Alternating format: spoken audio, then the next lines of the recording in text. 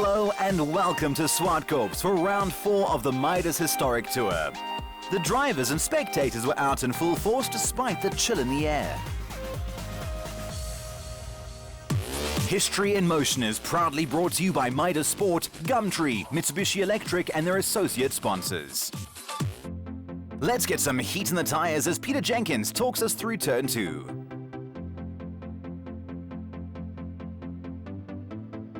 I'm standing at turn 2 at Zwartkops. This is the slowest corner on the track, but you're coming out one of the fastest corners, which is turn 1. You'll be on the right-hand side of the track and having to brake heavily to get onto and then getting onto the left-hand side of the track to be able to take turn 2. It's also probably the best corner for overtaking on the track, and this is where people want to be able to outbrake the other to get into the corner before them. This is where the heavy braking is happening and also the entrance to the corner. Most cars will be understeering through this corner, and also you want to be able to get exit speed because you're going onto the long straight at the back of the track. The trick of this corner is to go in very, very deep, take the corner very late, and then come out without the car understeering to get to drive through onto the back straight. It's critical to get that drive so that you can maintain your speed all the way through turn 3 and to turn 4 of the track.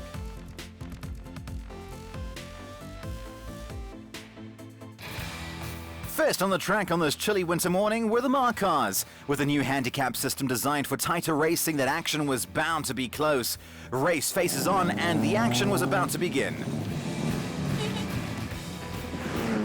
We bought it as a project car about 18 years ago, and my dad and our German friend Werner Olke, they assembled it over a period of, I guess, a year or two, and I left the country for 10 years or so, got back about 6 years ago, and the car was there but not been driven, so I started using it as a daily driver.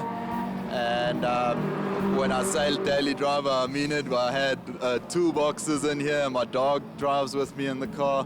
So, and slowly it developed into, a period-looking race car from that time. As you can see, I've actually put the wheel covers on the spats. They used to race Le Mans 51 with it, so the whole idea is just to capture that old feeling, but it's actually just a standard 356 Porsche. Not very fast, but a lot of fun.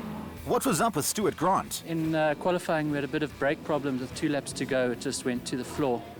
The master cylinder seals or something have gone. As soon as it gets hot, it's blowing past the seals, so we're losing brakes. So we're going to, we don't have a spare. So we're just going to bleed it, and we're going to put some alloys on and hope that the temperature dissipates a bit better than the steel wheels so we can keep the fluid cooler. Well, we'll keep going no matter what. We might just have to tap off towards the end, so we'll see.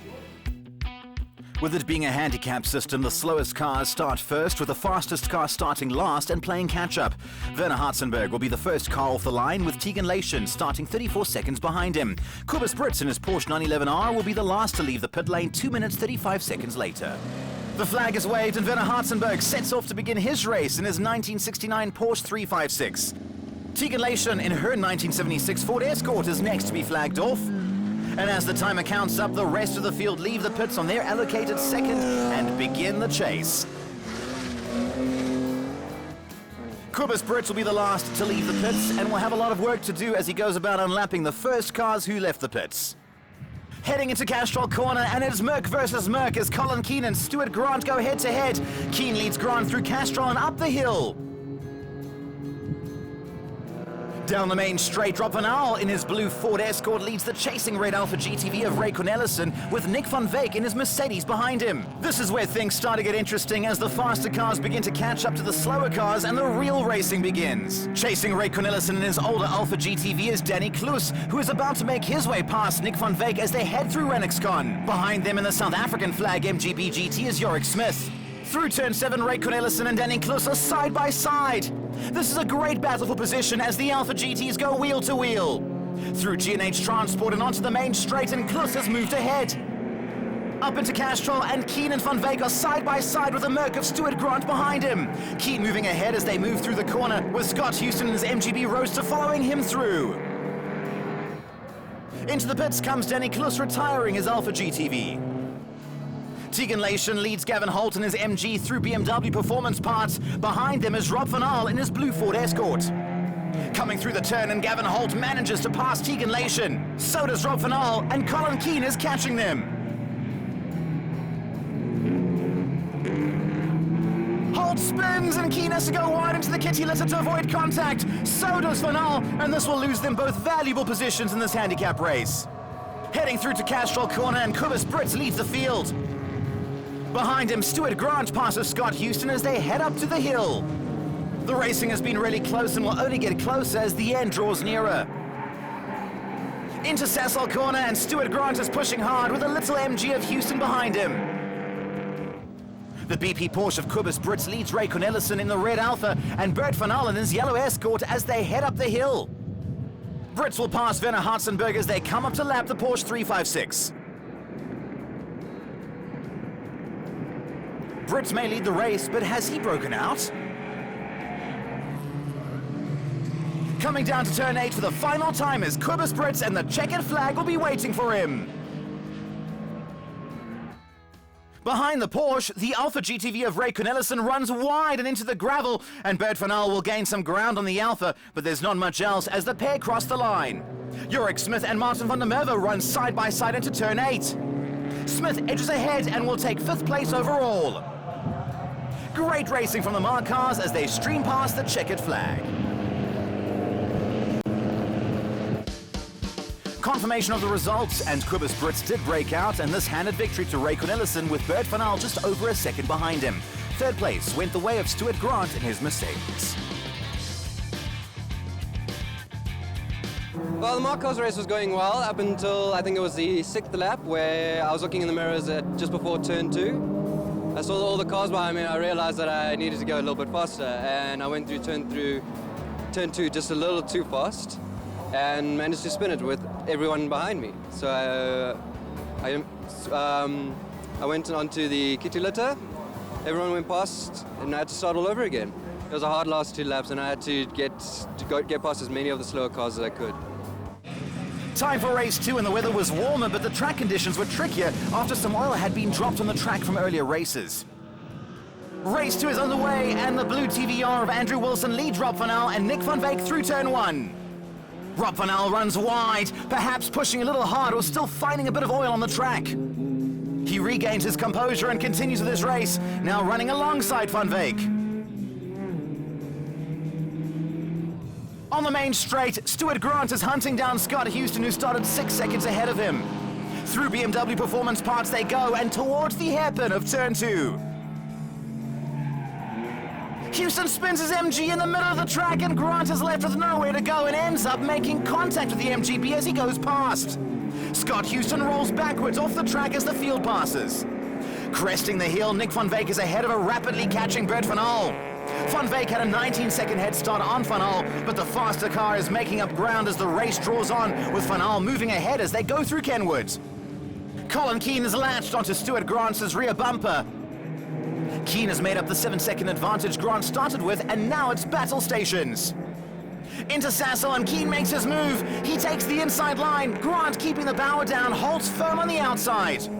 Both drivers pushing these big cars hard as they throw them around Kenwood, and the cars roll their way through the corner. Neither Grant nor Keane giving an inch. Side by side they head down to G&H Transport.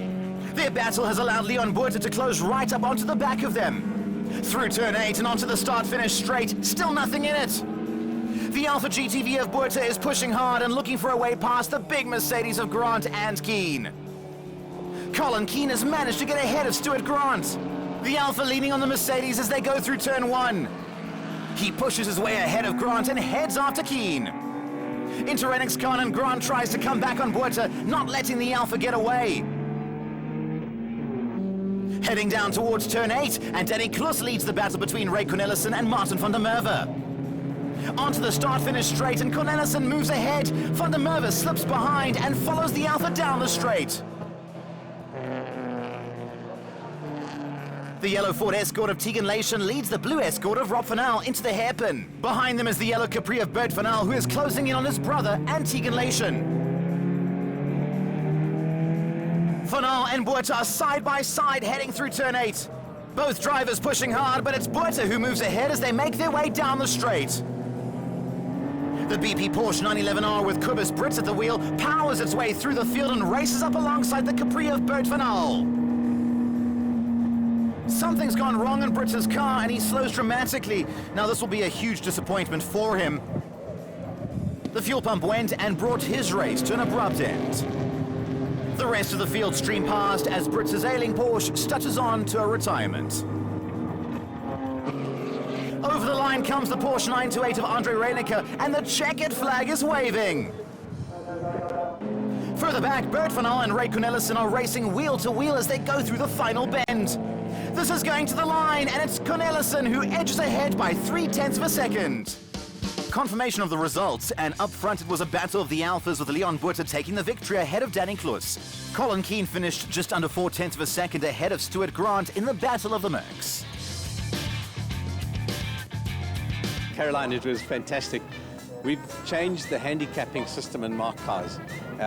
In theory, if the handicapping is right, everybody will get to the finish line together. And the last 2 laps had so many cars all around us. It was just a huge thrash and a massive dice. It was fantastic fun. I can't recall having had so much fun on the track ever. My car, for a change, is going well. I've had mysterious misfires and all sorts of stupid things, but I think I've got it fixed now. Join us after the break for great racing from the SKF Pre-66 Little Giants.